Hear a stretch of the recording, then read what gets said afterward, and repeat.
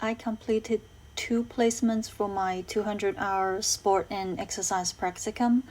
One is at Sport Manawatu within the Green Prescription program. My role was the active team assistant, responsible for supporting the adult class. The practicum goal was to take on more independent responsibility as a group fitness instructor, and I was supervised by active team lead Katrina Jamal and co-supervised by the program administrator Morna McFarlane and active communities advisor Alex Pollock. And the other placement was at the Massey University Sport and Exercise Clinic. My role was the clinic assistant, responsible for supporting one-on-one exercise prescription delivery with the goal of taking on more independent responsibility as a student exercise physiologist. It was supervised by the clinic director, Dr. Lynette Hodges, and student exercise physiologist Isabella Gates. Green Prescription is a community fitness program designed to promote active lifestyle and holistic health through personalized physical activity prescriptions targeting community members with compromised health, mainly from Palmerston North, Felding, and Levin. It runs for 4 10-week terms annually, incorporating diverse group classes held in different venues once or twice per week. Most clients I worked with were the elderly at the beginning to intermediate level of fitness. Some of them went through illness or surgery before participating in the program. My role was to support them working out safely and effectively to meet the physical activity general guideline while satisfying their social needs. I assisted several types of group classes within the program. I mostly worked with the Gentle Aqua. This is a pool-based class for up to 20 participants, incorporating dynamic warm-up with body weight exercise and workout with aquatic tools such as noodles, water dumbbells, and kickboards. Then static stretches for cool down to improve muscular and cardio fitness. I led 32 Gentle Aqua independently and assisted 5 sessions for the Parkinson's group. I led 16 strength and balance class independently. This is a chair-based class for up to 40 participants targeting muscular endurance and balance to prevent the fall risk. Structured as a dynamic warm-up, 8 self-led workout stations with diverse fitness tools, and static stretches and 4 stages of balance for cool down. I also conducted 6 baseline and post-baseline balance tests for the class with another master student. Other classes I assisted include gym, which was one-on-one strength and conditioning for advancing overall fitness. Sit and Be Fit uses chair and resistance bands to improve flexibility and muscular endurance. Walking focused on gait and mobility. My learning and practice involved closely observing both the participants and the instructional techniques of my supervisors and referred to the ACSM's guideline for specific age group and integrated original ideas into existing routines. For example, in each session I led, I aimed to introduce at least one new movement to promote engagement and maintain variety. The Massey Exercise Clinic was a clinical space that offered individualized exercise prescription for community members with compromised health or limited physical capacity. The program goal was to enhance clients' health literacy, improve their life quality, and promote adherence to an active lifestyle. The prescribed session frequency per week and intensity were based on the individual's training experience and fitness assessment results. My responsibility was measuring their vital signs, including blood pressure, heart rate and blood oxygen level before and after exercise, and monitoring specific signs such as blood glucose and rate of perceived exertion during exercise to ensure safety and effectiveness. Besides instructing and supervising, I also assisted clinical fitness tests. I directly worked with clients who had these chronic conditions or observed and studied those who were managed by my colleagues. My learning and practice approach were threefold. First, I directly observed and discussed signs and symptoms of these conditions, became familiar with their common medications, mechanisms of action, and potential side effects. I then applied this knowledge by recalling contraindications, assisting fitness testing, designing appropriate programs, and monitoring progress. Finally, I reflected on and incorporated feedback to improve my approach.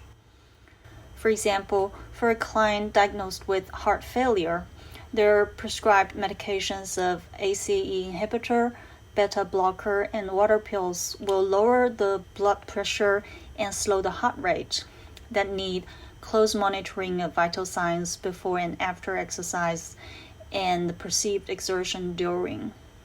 If the blood pressure before exercise is near borderline of 90 and 60 millimeter of mercury, very light intensity exercise with a lower body focus can be conducted under supervision. The clinical fitness tests that I assisted included cardiopulmonary exercise tests. This is the gold standard for evaluating cardiorespiratory fitness and exercise intolerance, which requires specialized equipment that is not commonly available. It was the testing procedure that I gained the most practical benefit.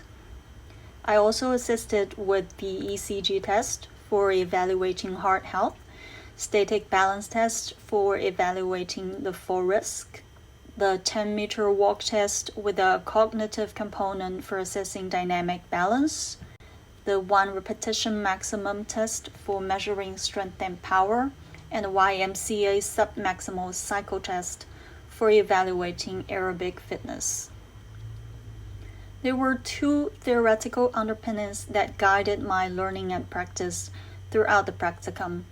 One is the Te-Whare-Taupawha model developed by Sir Mason Dury, with 4 pillars of Hau'ola as the physical, mental, spiritual, and social connected by taha whenua, the land or roots. This interconnected way of thinking shaped my approach to exercise prescription as holistic and person-centered, grounded in general principles while considering individual differences. It motivated me to become a role model and advocate for holistic lifestyle that not only values physical activity and nutritious diet, but also pays attention to mental, emotional, relational, and spiritual well-being. It also influenced the way I designed and led my classes with mindful movements and breathing techniques to strengthen the body-mind connection. It further helped my health communication with cultural awareness and responsiveness by applying tailored communicating strategies to my European, Maori, and Asian clients. The other important theoretical model that I applied was the work-integrated learning. This is a structured educational strategy to integrate theory with meaningful work practice to bridge the gap between theory and practice, as well as the academic present and professional future for the students. This model enabled my application of ecological coaching by adapting to workplace culture, different group dynamics, and teaching environments. It also facilitated my reflective coaching to improve self-regulation, situational awareness, and adaptive learning by reflecting my decisions, actions, and outcomes through regular journaling.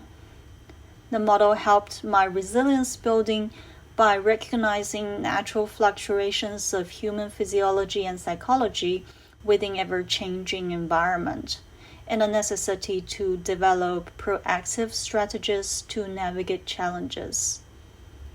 It additionally contributed to my leadership development by identifying my strengths and weaknesses, actively observing and learning from different leadership styles, and stepping out of my comfort zone to practice leadership skills. Reflecting on my actions during the practicum, there were two major successes. One is that I overcame some challenges, including learning new exercise modalities such as aqua and chair-based exercise. I gradually learned to lead group classes independently, design classes, and measured blood pressure with sphygmomanometer and stethoscope. On communication, I developed effective cues for class instruction and communicated with my colleagues and clients successfully. Overall, I think I did a good job as a second language user.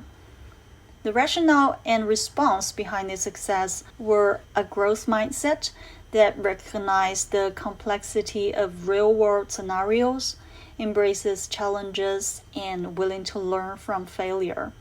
The resilience allowed me to bounce back from low points with awareness of my goal, role, and responsibilities. And there were two improvement areas needed, which will be elaborated in my personal performance. Reflecting on my learning, this experience clarified my personal values as a health professional and identified my strengths and weaknesses for future development. The project itself has been a complex problem-solving process that demanded critical thinking and strategic exploration to actively apply theoretical models and adapting to real-world dynamics through effective communication, continuous learning and self-reflection, and adjustments from feedback. There were also experiences of different workplace cultures and distinct leadership styles, learning of industry trends, such as growing needs for aged care and individualized exercise prescription, and also some challenges regarding to organizational sustainability. According to my learning contract, there are 4 assessment criteria to evaluate my work performance. The course guideline of how to make the most of work integrated learning for students, the workplace and assignment feedback, and my self-assessment.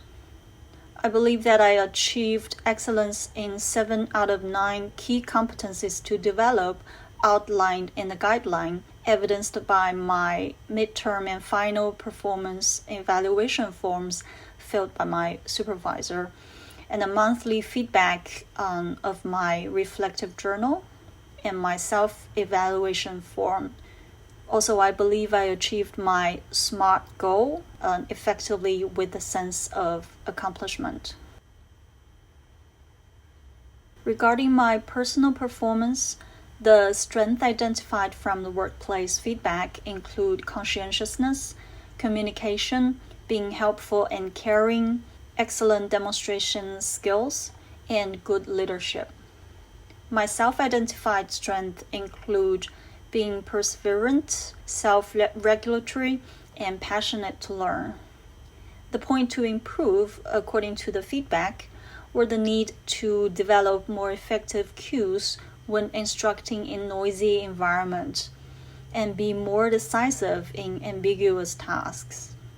My self-identified areas to improve are verbal communication in general and further increasing the effectiveness of my health communication to address, for example, health concerns of new participants and provide more effective strategies for those who are with pain or limitations during exercise. The overall impression of the strength of the place of employment were for green prescription.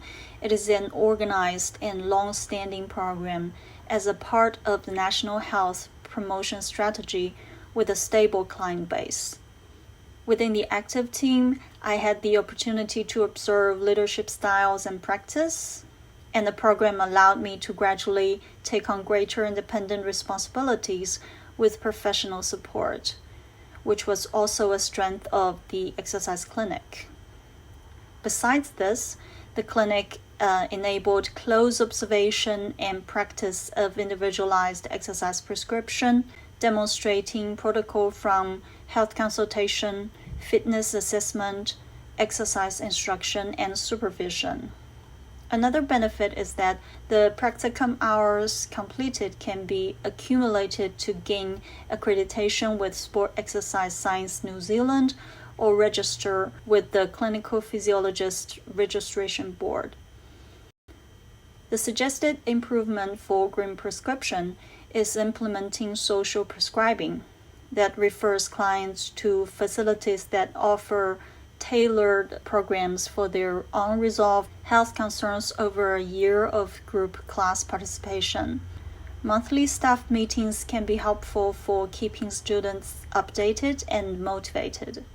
The exercise clinic could develop clearer communication about the values of students' roles, the significance of their contributions, and the relevance and benefits for their overall professional development to encourage participation.